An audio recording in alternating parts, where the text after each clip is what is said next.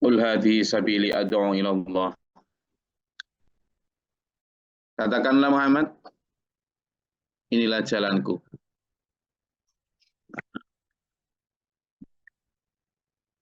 This is my way.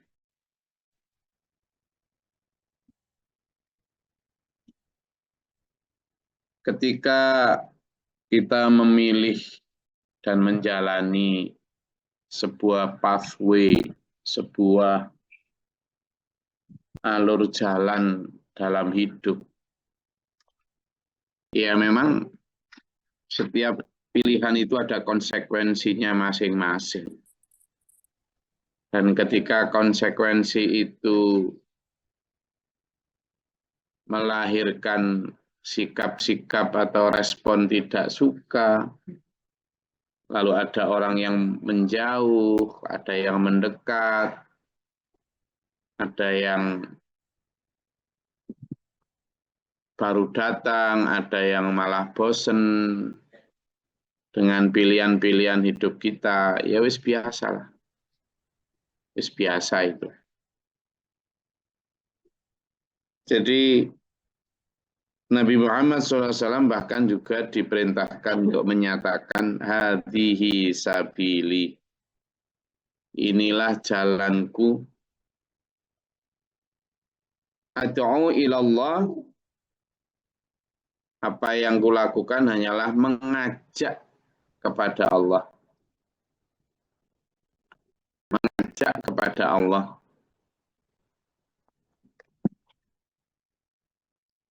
Wes, gak ada yang lain ajakanku. Aku ngajak kepada Allah, aku memberi contoh sebaik mungkin. Kalau aku ngajak jamaah, aku juga memberi contoh jamaah. Ketika aku ngajak untuk banyak ingat Allah, aku juga ngajak mimpin berwirid bersama. Ketika aku ngajak untuk cinta Allah, aku juga buktikan dengan seruan tanpa henti untuk mentaati Allah. Jikapun kemudian ada yang tidak suka, begitu kan? Jikapun ada yang tidak cocok, bahkan mungkin menganggap Nabi Muhammad pembohong, Nabi Muhammad ini dan sebagainya, maka perintah ini menjadi satu penguat. Nggak apa-apa Muhammad, tetaplah maju terus, tetaplah berangkat untuk berjihad.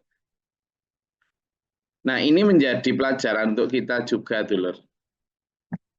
Ketika kita sudah memilih jalan, itu naif kalau kita menganggap bahwa nanti tidak ada cemooh, tidak ada fitnah, itu pasti itu. Artinya jika Nabi Muhammad SAW yang sudah pasti sangat benar saja masih sering difitnah ini itu, masih sering dianggap tidak benar, bukan hanya oleh orang-orang kafir, tapi bahkan oleh para pengikutnya sendiri. Hai Muhammad, berlaku adillah engkau, gitu. Hai Muhammad, kenapa engkau lebih mementingkan kerabatmu? Banyak. Muhammad itu yang diceritakan itu apa? Cuma mimpi-mimpi, cuma dongeng-dongeng masa lalu. Banyak. Nah kalau Nabi Muhammad saja dibegitukan, masa kita nggak terima dibegitukan?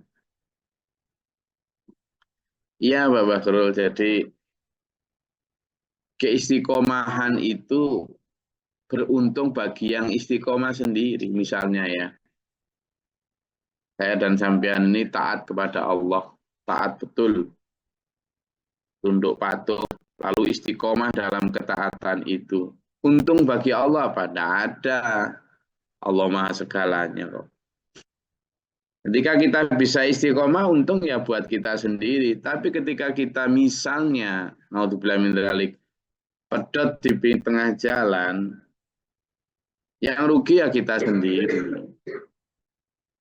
Sama dalam perahu ini, Mas Marhaban semuanya. Kita memang ngaji bukan untuk berkelompok, bukan untuk bergolongan. Ya, Bu Sabrina. Kita ngaji memang bukan untuk berkelompok. Kita memang untuk kebaikan. Tetapi, disampaikan oleh Nabi Yusuf, wa alhiqni bis solihin. Dan gabungkanlah kami ya Allah, kumpulkanlah kami ya Allah dengan orang-orang yang soleh. Disitulah pentingnya kita untuk berjamaah, berkomunitas. Gitu. Pentingnya kita bergabung dengan orang-orang yang senafas, orang-orang yang sevisi, orang-orang yang benar-benar memang kita ya senafas, supaya kita benar-benar tidak gampang terombang-ambing, terseret ke sana ke sini, ke sana kemari, gitulah. Apalagi dengan banyaknya ragam tawaran-tawaran yang mirip padahal beda, yang kayak benar padahal keliru. Nah, di tengah ombang-ambingan ombak dan buih lautan seperti ini, kalau kita tidak berkomunitas, repot. Gitulah.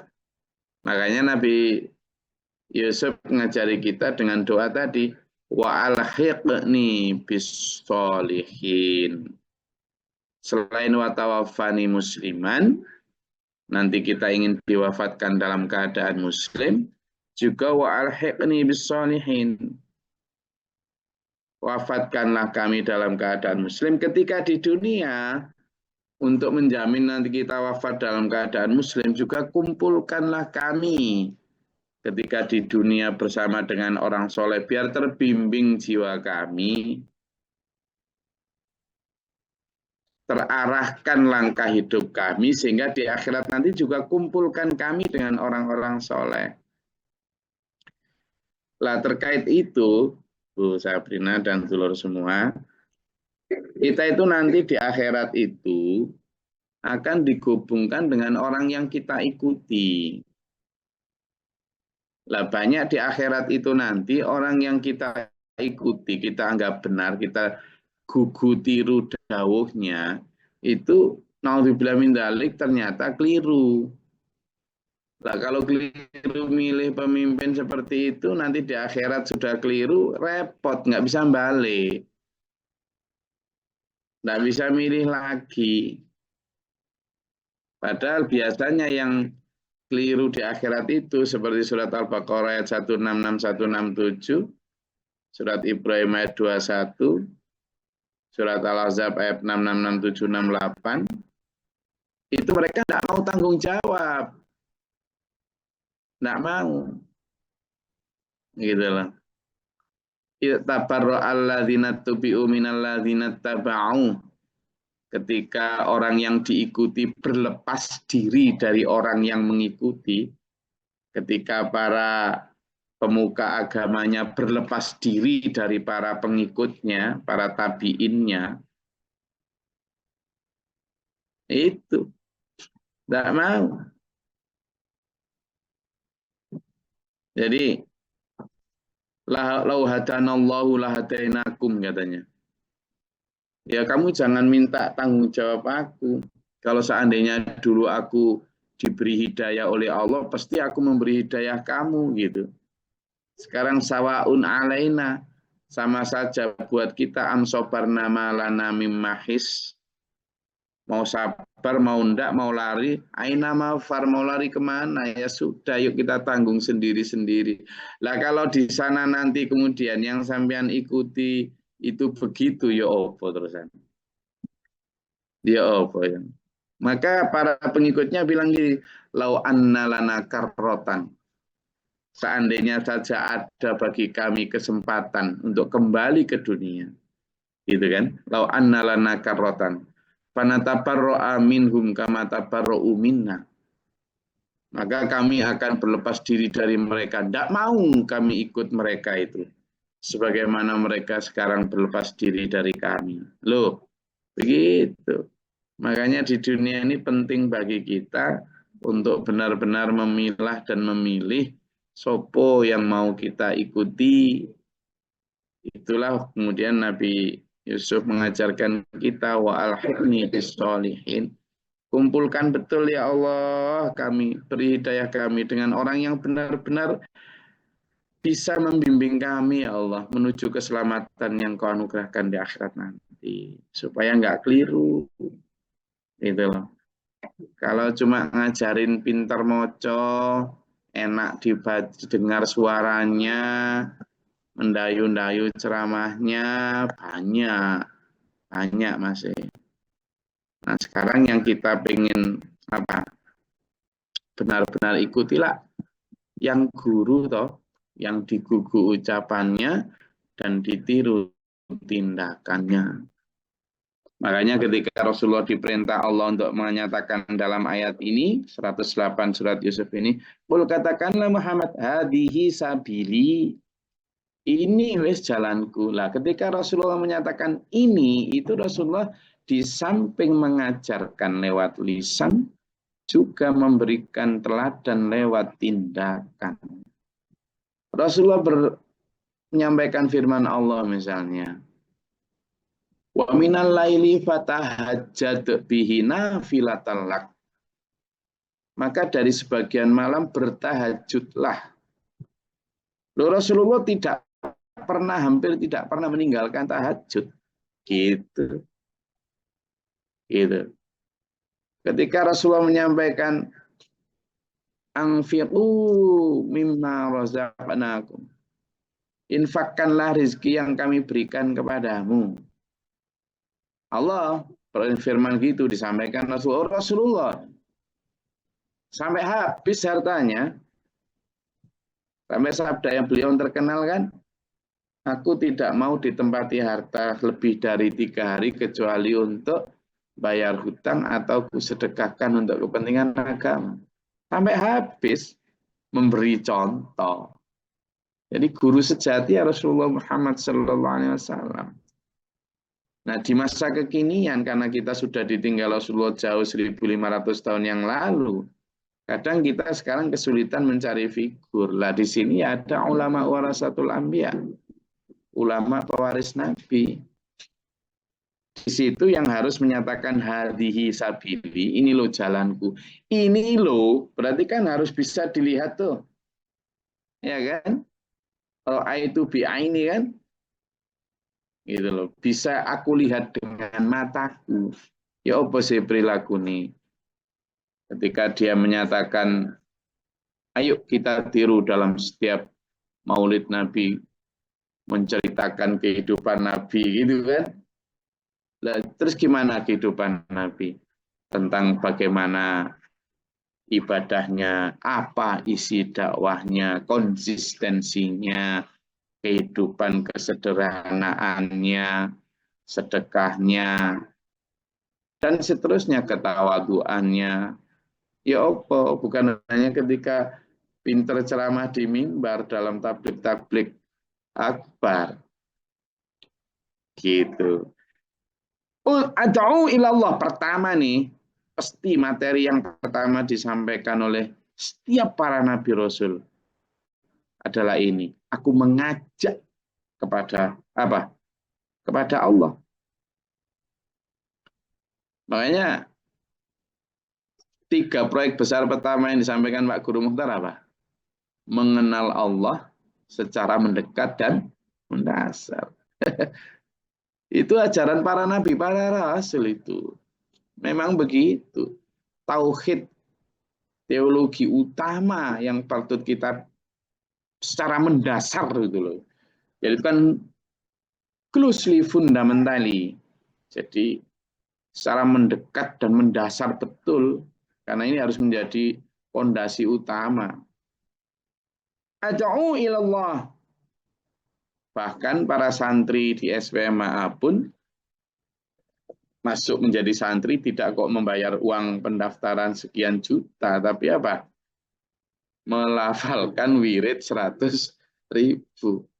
Dalam rangka belajar yang kemarin itu kita pelajari bersama. Yang tadi malam juga saya sampaikan di dalam live streaming Facebook itu. bahwa alladzina amanu wa tatma'innu qulubuhum bizikrillah. Orang-orang beriman itu ketenangan hatinya hanya jika mereka mengingat Allah, banyak mengingat Allah. Nah, perintahnya dalam Al-Qur'an jelas, fadzkurullaha dzikron katsira. Dan wahai Mas Junet, biar Mbak clear ngantuk gitu ya. Saya juga ngantuk loh Mas Junet. Saman berada di mana? Di Mumpa atau di mana ini? Aku, Gus. Di mana? Tunas Karya Jaya. Ya, gila, Gus. Aku sampai hafal nama desanya, Tunas Karya Jaya. Itu selamanya jadi tunas atau nanti lama-lama tua itu? Jadi itu maksudnya. Di situ disebutkan kepada Allah. Ala basiratin ana wa manittabi'ani, atas kenakian yang nyata aku dan orang-orang yang mengikutiku. Loh. Ini tadi saya sampaikan ya. Semuanya, Bu Brina dan semuanya. Ana wa manittaba'ani, berarti Rasulullah itu ngajak juga untuk berkelompok dalam Islam itu. Aku dan orang-orang yang mengikutiku. Karena ada yang tidak mengikuti juga. Ada yang mengikuti di awal, kemudian di tengah-tengah protol. Ya banyak di masa Rasulullah. Banyak. Sama dengan Nabi Musa alaihissalam. Waktu nyebrangi Laut Merah dikejar Fir'aun. Itu dalam salah satu riwayat disebutkan bersama 600.000 Bani Israel. Kurang apa banyaknya. Tetapi coba apa? Yang nggak rewel Israel, ya, Bani Israel yang nggak Israel, nggak rewel, nggak kuat yang takut. Itu hanya sekitar berapa? 70 orang. Bahkan yang diajak beliau untuk benar-benar mau berkhulwat di Gunung Tursina itu hanya 40 orang. Bayangkan 0 berapa persen itu. Wah, gitu kan. Kalau tidak mau bertanya maka akan terjadi penipuan, kebohongan. Apa? Kebohongan apa yang diajarkan? Di SPMA juga hanya mengajarkan kebohongan apa? Di masa lalu Bani Israel banyak tanya gitu. Coba misalnya, ada seorang meninggal nih.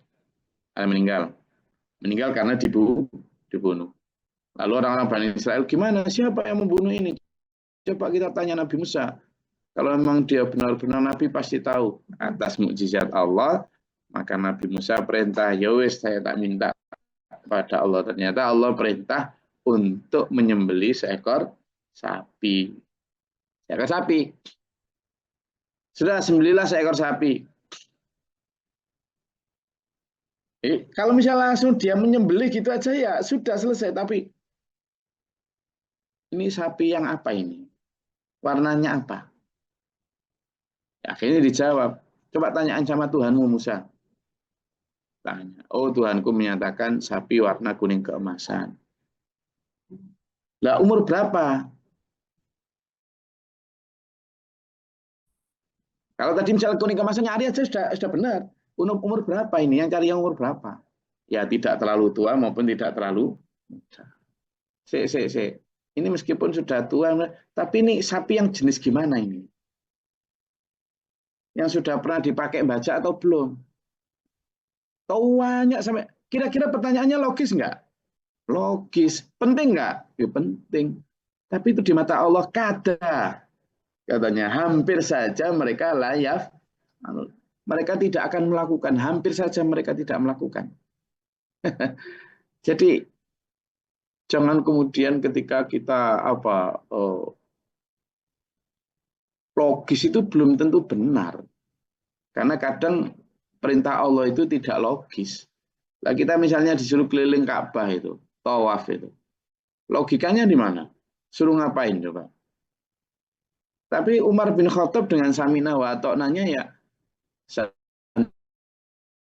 seandainya bukan karena Nabi Muhammad SAW mencium Hajar Aswad, aku tidak mau loh nyium kamu wahai batu katanya kata Umar itu. Jadi kadang di satu sisi kita memang di sana disebut ulul albab, kita harus punya akal dan sering kemudian kita juga harus berpikir atas kekuasaan dan perintah Allah. Tapi di sisi lain kadang kita ya cuma taat gitu aja. Wa subhanallahi wa ma ana minal musyrikin, dan maha suci Allah, aku bukanlah termasuk orang yang syirik. Wa ma arsalna min qablika illa rijalan nuhi ilaihim min ahlil qura. Dan kami tidak mengutus sebelummu Muhammad, melainkan laki-laki yang jelas juga sama. Kami berikan wahyu kepada mereka di antara penduduk negeri. Afalam yasiru fil ardi fayanzuru kaifa kana aqibatul ladzina min qablihim. Kenapa mereka tidak coba untuk mengelana di muka bumi lalu melihat bagaimana akibat orang-orang sebelum mereka yang tidak beriman kepada Rasul. Waladarul akhirati khairul lil ladzina taqaw. Sungguh negeri akhirat itu lebih baik bagi orang yang bertakwa. Lagi-lagi apa? Yang didakwakan para nabi, para rasul di sini al-akhirah. Apa? Darul akhirah. Negeri akhirat. Bosan Gus ngomong akhirat ya. Lah ya apa? Memang Quran kita begitu, Mas Bro. Kenapa kita sering diingatkan ke akhirat? Karena nanti di akhirat kita sering diingatkan tentang dunia kita sini. Kenapa kita sering diingatkan akhirat? Karena ketika di dunia ya sampean sudah tidak ingat akhirat kok. Masa sampean tak ingatkan lagi tentang dunia ketika sampean yang sampean pikir ya dunia atau ya kan sudah tidak perlu diingatkan lagi, wong. Sudah menjadi pikiran utama. Justru yang tidak diingat itulah diingatkan. Kan gitu. Makanya di sini waladar, lamnya ini lam takkid. Lam takkid itu artinya lam yang menegaskan sungguh. Kalau di ayat lain biasanya dikasih ismu takkid inna. Sungguh inna darul wa inna darul akhirah. Sungguh kampung akhirat itu lebih baik. Tapi bagi siapa? Lilladzina taqaw, untuk orang yang bertakwa. Yang tidak bertakwa, ya enggak. Yang tidak bertakwa ada kalimatnya zuyyina lilladzina kafaru hayatid dunya. Jadi buat orang yang tidak percaya ya justru dunia ini yang terasa indah. Coba dibuka di surat Al-Baqarah ayat 212. Al-Baqarah ayat 212. Dengarin dulu. Al-Baqarah 212. Yang belum baca tadi, monggo.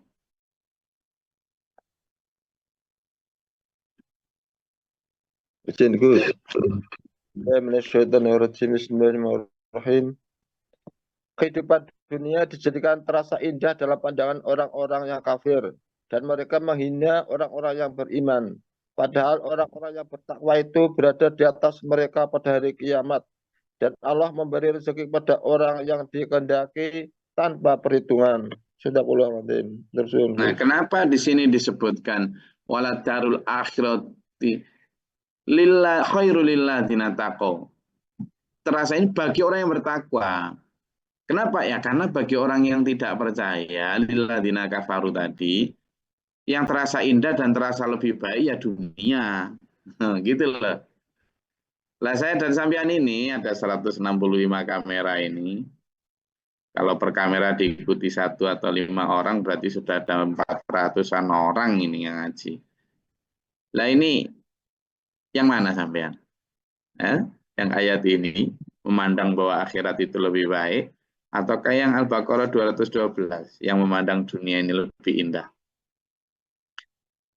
Jawabnya gimana ya? Sama jawab sendiri dalam diri sama sendiri. Oh, berarti aku masih orang kafir ini ya gitu. Jadi ngafirkan itu jangan ngafirkan orang lain. Lihat diri sendiri. Apalah takilun, maka hai glory, kamu nggak ngerti tak kamu itu, nggak berakal tak kamu itu. Kan gitu ini Quran nyatakan.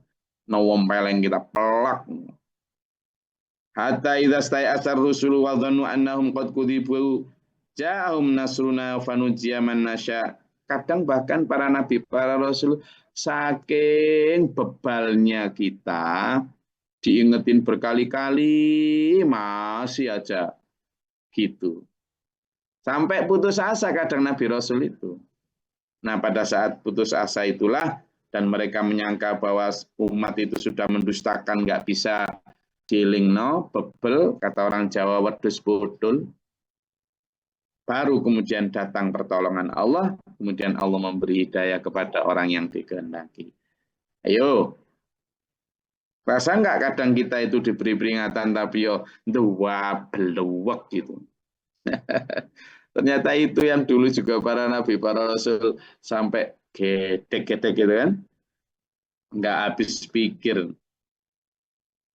Ternyata para nabi, para rasul pun kadang secara basyari ya pernah rodok kadang kepingin mutung barang. Dan itu terjadi kan Nabi Yunus itu ya. Wala yuradu ba'sunanil qaumil mujrimin, dan siksa Allah tidak bisa ditolak. Terutama orang-orang pendosa itu. Maka hindarkanlah diri kita dari dosa. Laqad kana fi qasasihim ibratil liulil albab, dan sungguh dalam kisah-kisah itu ada ibrah, ada pelajaran untuk siapa? Orang yang berakal. Jadi di samping kita disuruh taat apa adanya tadi, kita juga disuruh menggunakan akal kita. Tetapi gini bedanya, kalau orang-orang Bani Israel itu menggunakan akalnya untuk membantah, untuk mencari celah tidak taat. Tapi kalau kita orang beriman diperintahkan menggunakan akal itu justru untuk mencari apa? Ibrah, manfaat, hikmah, pelajaran di balik semua perintah. Setidak masuk akal apapun. Loh gitu loh. Itu, jadi menggunakan akal kita justru untuk taat. Kalaupun kita belum nemu kenapa kita misalnya disuruh tawaf keliling Ka'bah, kenapa kita disuruh lari-lari sa'i, kenapa kita sampai 5 kali sehari, rukuk itu kenapa. Kalaupun belum kita nemu secara akal, ya wis taat saja dan ambil hikmah di dalamnya. Gunakan akalmu untuk mengambil hikmah itu. Itu bedanya. Jadi tetap dipakai akal kita untuk mentaati justru. Maka na haditsa yuftara walakin tasdiqal ladzi baina yadayhi wa tafsila kulli syai'in. Tidaklah Quran ini cerita yang dibuat-buat, tapi justru pembenar bagi kitab-kitab sebelumnya yang lurus, yang asli. Bukan kitab yang justru sudah ditambah kurangi, tapi yang asli. Wa tafsila kulli syai'in, dan juga menjelaskan apa yang keliru. Jadi kan lalu kan isi kitab juga ada yang waudan dan sebagai petunjuk, warahmatan dan rahmat, petunjuk dan rahmat, tapi bagi siapa? Di qaumi yu'minun, untuk orang yang beriman. Jadi kalau tidak beriman ya tidak jadi petunjuk, tidak jadi rahmat. Petunjuk dan rahmat buat yang kita mengimaninya. Begitu tuh loh. Enggak ada yang mau disampaikan? Kalau di Bali ini sudah tinggi mataharinya. Saya kan sudah kena matahari tinggi toh. Enggak, ada yang mau disampaikan? Oke, mohon maaf Gus. Ya, Bung Fida gimana? Warahmatullahi wabarakatuh. Salam. Salam lagi. Saya mau makan anaknya. Enggak, silakan. Tak pegang. Mohon maaf Gus, mau ada yang saya tanyakan ini biar tidak mengganjal di saya. Oke, Karena gimana? itu terjadi kemarin. Begini yang saya tanyakan. Kemarin kan ada almarhum Pak Agus yang baru meninggal kemarin. Bawa ke masjid. Intinya di sini itu kan namanya jamaah saya itu 90% kan orang-orang Gus yang mengikuti Iya. Terus ada yang gini ngomong seperti ini. Bu Ketua, itu kayaknya kalau Bu Siti Murni nggak dibacain Yasin kayaknya. Siapa bilang? Saya tanya sama Mi Murni waktu itu tak gini.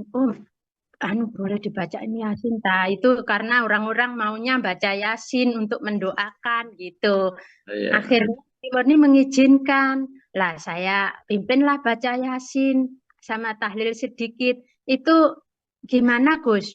boleh apa enggak gitu loh sebetulnya. Karena ini tuntutan dari jamaah itu gitu loh. Oke. Oh, jadi membaca surat Yasin pada saat orang meninggal. Oke, tujuannya untuk mendoakan yang meninggal itu gitu sama baca-baca surat pendek itu Gus. Termasuk ayat kursi, 3 ayat terakhir dari Al-Baqarah itu. Jadi sebelum ini ada satu hadis dari Rasulullah Muhammad SAW tentang ziarah sebenarnya. Jadi ada satu hadis disampaikan bahwa siapa saja yang menziarahi makam kedua orang tuanya atau salah satu dari kedua setiap malam dia membacakan surat Yasin, ya, kemudian siapa yang menziarahinya pada itu maka diampuni dosanya. Ketika ada orang yang meninggal sakaratul maut disunahkan untuk dibacakan surat Yasin. Nabi bersabda, surat Yasin itu pusat jantung Quran. Itu diajarkan, disampaikan oleh hadis riwayat Nasai, Ahmad, dan Baihaqi. Itu didasarkan pada hadis apa? Hadis yang Rasul bersabda gini, surat Yasin adalah pusat jantung Al-Quran. Tidak seorang pun membaca mengharap ampunan, kehidupan akhirat kecuali Allah mengampuninya. Dan bacalah ia di atas orang-orang kalian yang akan mati. Itu diriwayatkan oleh hadis riwayat Nasai, Ahmad, dan Baihaqi. Nah, memang ada perbedaan pendapat tentang bacaan Yasin itu. Ada yang menyatakan silahkan saja, asalkan bukan sebuah kewajiban.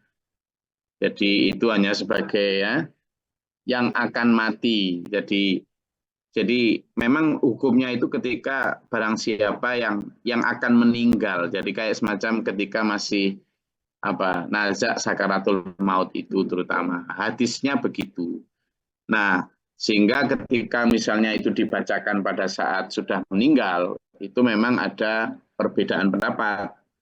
Jadi intinya gini Bu Mesti, ketika kita melakukan sesuatu, itu pertama kita harus memiliki dalil dan contoh di masa Rasulullah, terutama tentang ibadahnya. Yang kedua, kita ketika melakukan sesuatu memang bukan berdasarkan desakan siapapun. Kita harus melakukan sesuatu itu harus berdasarkan bagaimana dulu Rasulullah mencontohkan.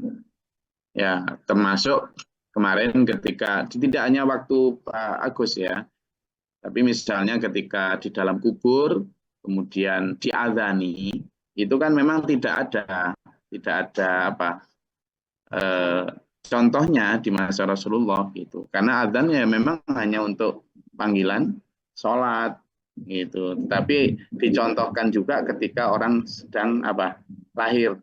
Itu memang Rasulullah mencontohkan. Tapi ketika meninggal tidak. Maka ketika orang yang lahir lahir rocot itu, setelah itu memang diadzani ya ada Rasulullah mengadani Hasan Husain ketika baru di telinga kanannya. Ada, tetapi ketika meninggal tidak ada contohnya. Sehingga meskipun misalnya ini juga untuk dulu-dulu semua ya, ketika nanti memakamkan seseorang begitu, mesti ada teriakan-teriakan itu diadzani gitu. Zaman jangan lakukan itu kalau memang hanya karena desakan. Karena apa? Karena ya tidak ada contohnya begitu. Gitu. Nah, sehingga sampean adzani di dalam makam itu ya monggo aja kalau itu pendapat sampean, tetapi aslinya Rasulullah tidak pernah mencontohkan itu. Nah, terkait Yasin tadi juga begitu. Dibacakan Yasin itu dalam hadis riwayat An-Nasai tadi itu adalah membaca Yasin ketika seseorang akan meninggal. Terutama yaitu bahkan dilakin taklid talqin itu lakinu ahadakum qoblal maut bi kalimati la ilaha illallah. Talqin atau ajarkanlah kamu orang-orang yang akan meninggal atau sebelum meninggal itu dengan kalimat la ilaha illallah. Sehingga ketika ayo baca la ilallah supaya ketika sakaratul maut itu bisa melafalkan la ilaha illallah. Itu bukan ketika sudah meninggal lalu kemudian kita ajarin dia untuk mengucapkan la ilaha illallah, ya tidak bisa. Gitu. Sehingga itu sebenarnya lebih kepada timingnya saja.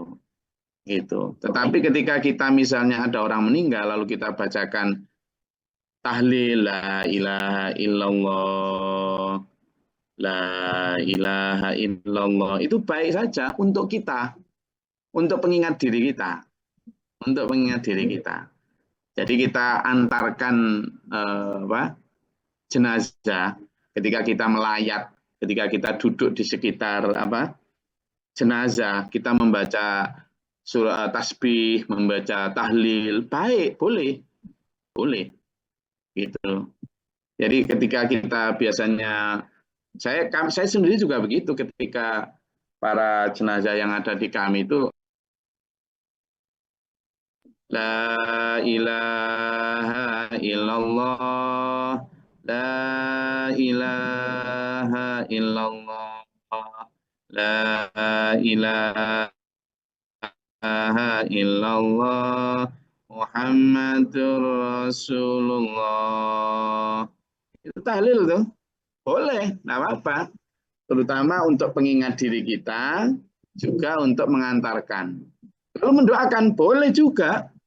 Terutama orang-orang yang memang beriman. Jadi di sekitar jenazah kita mendoakan, boleh, monggo. Gitu. Termasuk yang baca Al-Fatihah, surat-surat pendek tadi, boleh, silakan. Asalkan memang jangan itu menjadi sebuah ritual kewajiban.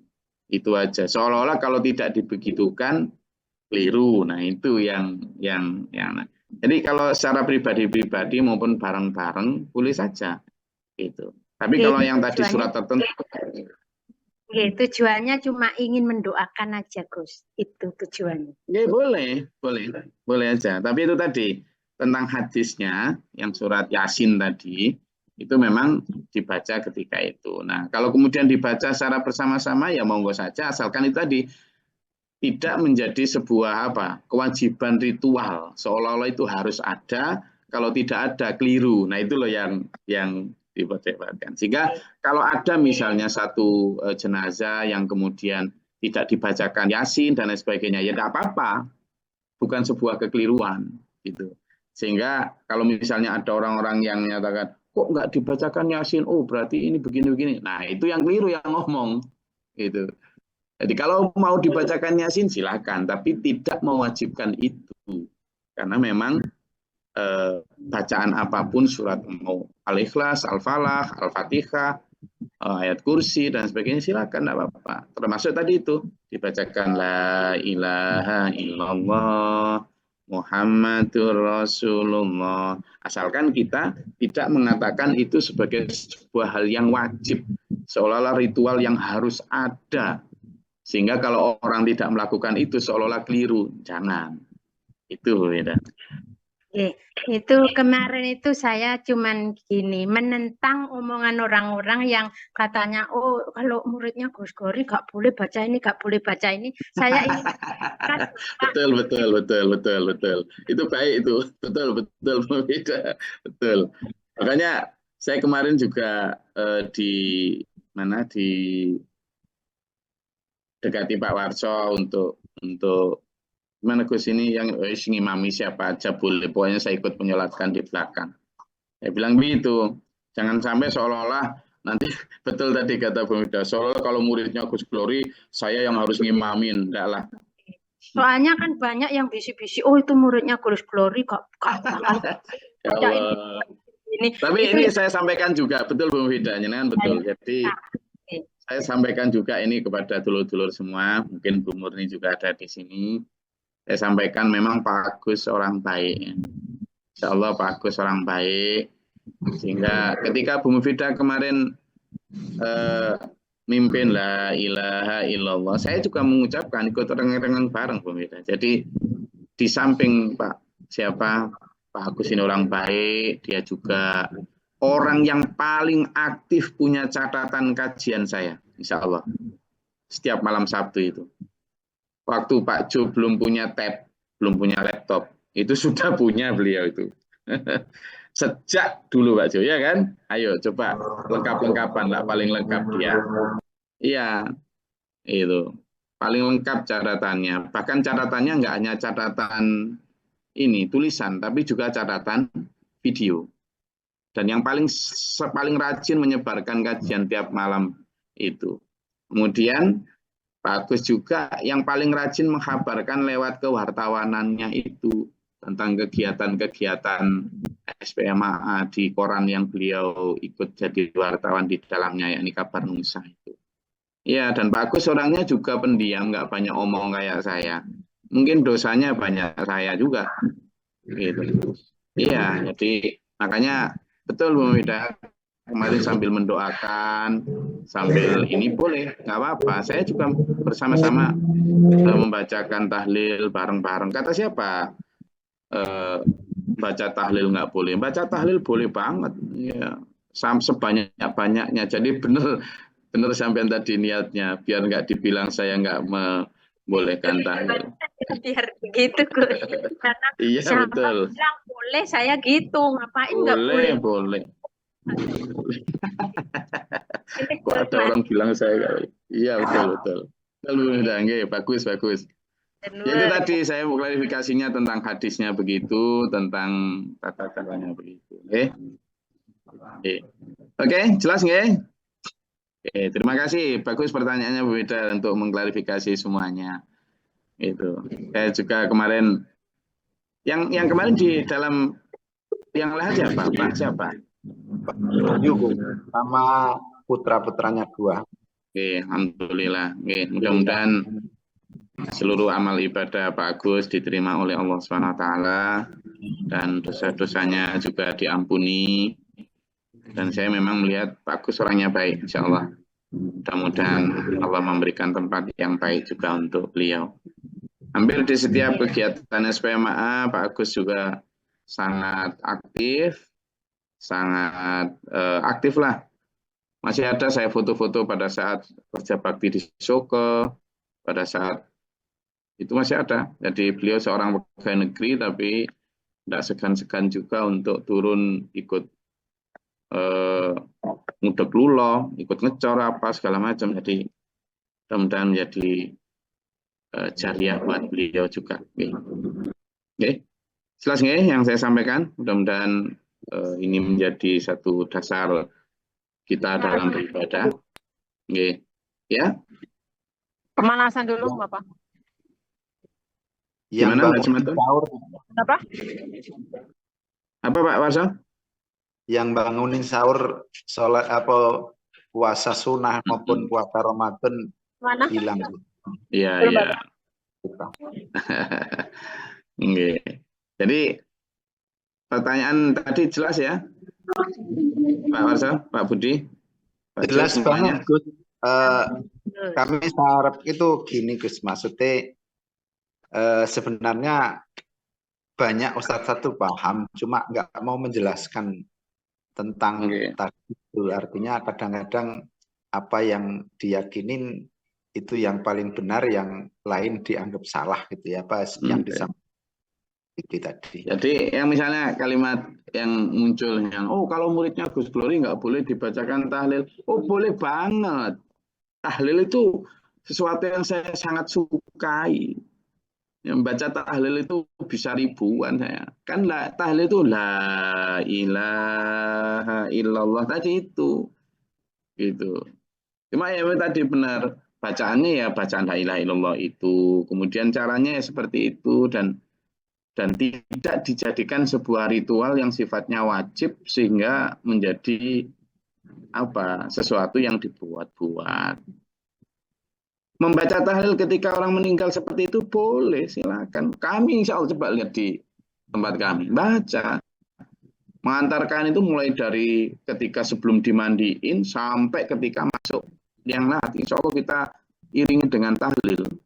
Lengkap itu. La ilaha illallah. La ilaha illallah. Kadang ya cuma bedanya nadanya saja.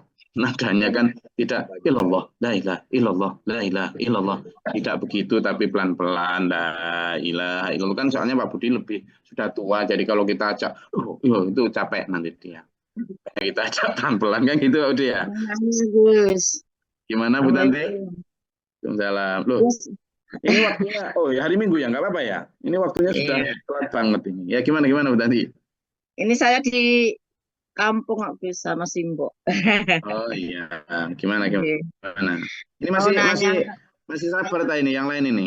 Oke, monggo gimana? Pak, kemarin itu ada tajiah di teman. Nah itu kok saya udah saya ingetin kan udah nyolatin sama jenazah. Ada orang yang ada yang nyolatin itu beliau nyolatin lagi tuh gimana hukumnya Gus? Jadi nyolatinnya orang 1-2 kali. Oh, ini ya, saya secara jujur aja enggak ada aturannya nyolati 2 kali. Kalau nyolati ya cukup sekali. Jadi yang namanya nyolati jenazah itu adalah fardu ya fardu atau wajib yang kalau sudah ada orang yang melakukan maka orang lain gugur kewajibannya. Kalau sampean menyolatkan, makanya benar siapa yang ingin menyolatkan gitu, silakan. Kalau ingin menyolatkan 2 kali ya monggo aja. Cuma memang kalau ditanya dasarnya enggak ada. Tapi kalau saya ingin lagi, mendoakan lagi, menyolatkan lagi ya monggo saja. Artinya belum ada larangan untuk itu, tapi tidak ada perintah untuk itu. Gitu. Sehingga kalau yang benar ya menyolatkan sekali sesuai dengan yang dilakukan Rasulullah. Tapi kalau dia pengen doakan lagi ya tidak harus dengan sholat kan. Misalnya dalam doa sholat jenazah itu kan Allah maghfir lahu untuk laki-laki. Allah maghfir lahu warhamhu wa'afihi wa'fu anhu wa wasi' madkhalahu wa akrim nuzulahu. Itu kan kalau perempuan Allah maghfir laha warhamha gitu kan, maghfir laha. Itu kan bisa sampean doa meskipun di luar sholat toh. Gitu. Ya, makasih Gus. Bisa. Dan memang kita kewajibannya merawat mayat itu cuma 4 dulu. Kita memandikan, kita menyolat, menghafani, menyolatkan, menguburkan, sudah. Itu sudah sangat sunnah dan itu sudah sangat ahlus sunnah wal jamaah. Karena sunnah Nabi sampai para sahabat 4 itu ya begitu saja. Dimandiin, dikafani, disolatin, lalu dimakamkan. Dalam proses itu di doa-doain, ya memang banyak diantarkan dengan doa. Termasuk tadi itu, ya Allah ampunilah dosanya, Allah maghfir lahu, warhamhu, kasih sayangi dia ya Allah. Ya, Allah maghfir lahu warhamhu wa'afihi, dan berikanlah ampunan, bersihkanlah semua dosa-dosanya Allah.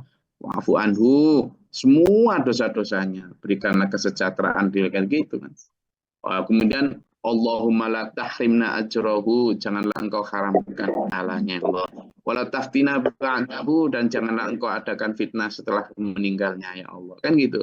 Waghfir lahu walahu, dan ampunilah dosanya ya Allah. Itu. Jadi setelah itu ya sudah. Gitu. Kemudian kalau kita antarkan dengan itu ya dengan banyak doa-doa dan sebagainya. Monggo.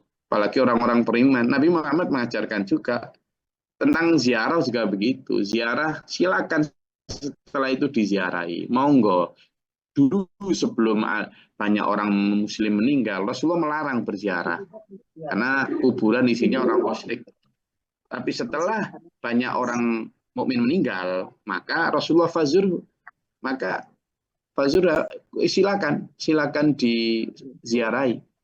Rasulullah juga ada doa-doa ziarah. Ya. Ketika tiap kali masuk kuburan orang beriman, Rasulullah selalu menyampaikan Assalamualaikum warahmatullahi wabarakatuh fa inna insyaallah bikum lahikun. Ada contohnya, hadisnya sahih. Tapi niat ziarahnya, ayo diluruskan lagi. Niat ziarahnya hanya 3. 1, pertama kita ingin mendoakan mereka yang ada di kubur. Bukan minta doa loh ya. Jangan ingin mendoakan mereka. Terus yang kedua, kita mengambil pelajaran agar kita dzikrul mau. Itu. Yang keempat, kalau memang dia orang soleh, maka kita minta kepada Allah agar diberikan kesolehan sebagaimana orang-orang soleh itu. Jadi tidak ada kemudian komunikasi dengan orang di kubur, Mbak, kulo badhe naik pangkat sampean doanya kamu. Tidak ada begitu. Jangan. Itu ziarah kubur yang keliru sudah. Jadi boleh ziarah kubur, niatnya dibetulin, caranya juga dibetulin. Juga begitu, jangan melakukan ibadah di atas makam. Ziarahlah, tapi jangan kemudian sholat di sana, apa di sana, tidak ada tuntunannya. Gitu. Jadi ziarah sekitarnya adalah mendoakan mereka, kemudian mengambil pelajaran dzikrul maut atau supaya bahwa kita juga akan mati, untuk menundukkan hati biar rendah hati. Yang ketiga, boleh kalau itu memang orang-orang soleh yang perlu kita tiru, kita minta kepada Allah, ya Allah berikanlah kesolehan dan ketaatan seperti yang kau berikan kepada almarhum atau almarhumah. Begitu. Jelas nggih? Jadi betul tadi Bu Mufidah, biar nggak dikira kita ndak, oh kalau santrinya Gus Glory ndak boleh dibacakan wirid. Boleh, benar tadi. Kemudian, kalau santrinya Gus Glory, bukan santrinya Gus Glory sebenarnya, sama ini santrinya Al-Quran. Saya hanya menyadarkan Quran. Apa saya punya santri? Tidak ada. Bahaya nih. Ya. Alhamdulillah. Tapi bagus tadi Bu Mida. Kalau nggak ada pertanyaan gitu kan nggak terang. Alhamdulillah. Saya rasa itu kajian kita pada pagi hari ini. Tetap semangat. Alhamdulillah kita sudah menyelesaikan surat Yusuf. Insya Allah besok kita akan lanjut dengan surat selanjutnya. Setiap huruf yang kita baca di dalam Al-Quran akan bersaksi nanti di akhirat. Oh, saya dulu dibaca tiap hari. Ya Allah, ampunilah dosanya. Itu nanti di akhirat. Makanya tetap semangat. Mudah-mudahan Allah merahmati kita. Amin. Allahumma salli wa sallim wa barik ala sayyidina.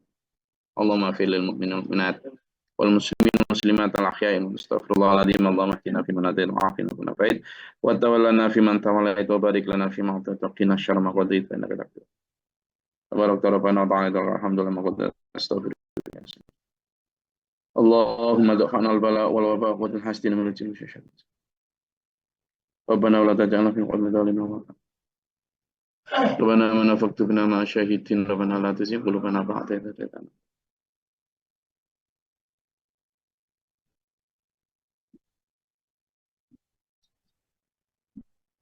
Hasidina tamam fasiqan fasiqina tamam fasiqin. Rabbi a'udzu bika min syaitanir rajim wa a'udzu bika rabbi a'udzu bika. Rabbana ja'alna muslimin lakum qiratan wa tamsilun tawarin. Allahumma barik rahmatika Allahumma anzilna rahmatan wa tilwatan. Allahumma fatir samawati wa ta'alimul ghaibi wa syahadatir rabbil wa syahadatin. A'udzu billahi min syaitanir rajim wa batarki syaqwa summa syahadatin adam. Allahumma afrina sabran wa rahmatan. Rabbana hab lana min azwajina wa dhurriyyatina qurrata a'yun waj'alna lil Rabbi fili wa laki wa la ziyati wa la jadatina wasqabu. Wa nara bi rabbil izzati wa masifuna salama. Ila rabbil alamin. Wassalamualaikum warahmatullahi wabarakatuh. Allahumma rahamna bil Qur'an